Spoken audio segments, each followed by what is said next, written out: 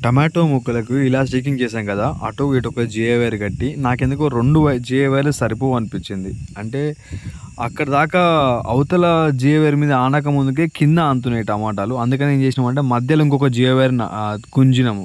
So, ఇటు side ఉన్నది అవతల వైర్ మీద పడకుండా ఈ మధ్యలో వైర్ మీద అవుతుంది. అటు సైడ్ ఉన్నయి కూడా మధ్యలో వైర్ మీద అవుతున్నాయి. సో, ఇలా అయిపోయినాయి. కొంచెం మంచిగా గాలిలో ఉన్నాయి. కింద ఆనకుండా ఉన్నాయి.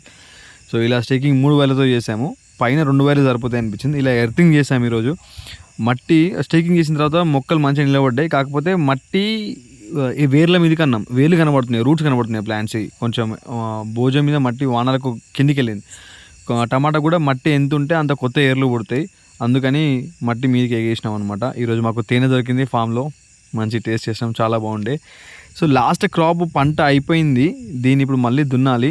ఇలా ఖాళీగా ఎక్కడ గడ్డి ఉన్నా చెప్పి మన ఆవులు తిరుగుతున్నాయి. మంచిగా అనిపించింది ఆవులు చూస్తుంటే పొలంలో.